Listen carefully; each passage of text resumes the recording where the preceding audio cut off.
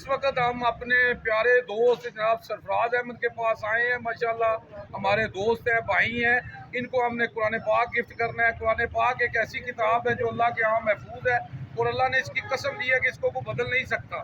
अगर हम इस पर अमल करें तो हमारी ज़िंदगी बदल सकती है। मैं क्या बयान करूँ सल्लल्लाहु अलैहि वसल्लम की शान में। अल्लाह ने सब कुछ नाज़िल कर दिया है कुरान में। अम्मा आयशा से किसी ने पूछा आप सल्लल्लाहु अलैहि वसल्लम की सीरत क्या है, तो अम्मा आयशा फरमाती है कुरान कुरान कुरान। आप सल्लल्लाहु अलैहि वसल्लम फरमाते हैं कुरान पढ़ा करो, कुरान पढ़ा करो, ये क़यामत के दिन तुम्हारी सिफारिश करेगा। अल्लाहुम्मा सल्ली अला मोहम्मद व आले मोहम्मद जी। अस्सलाम वालेकुम जी, बिस्मिल्लाह जी। सरफराज भाई जनाब आपको हम कुरान पाक गिफ्ट करते हैं और आपसे जनाब हमने एक वादा लेना है कि हमारी अक्सरियत चिराग के नीचे अंधेरा है, कुरान पाक को तर्जमे से नहीं पढ़ते, तो हमारी कोशिश है कि कुरान पाक को तर्जमे से पढ़ा जाए और अल्लाह हमारी इस काविश को कबूल करे, इसमें कोई दिखावा ना हो। तो जनाब आप हमसे वादा करते हैं। जावा साहब आपका बहुत बहुत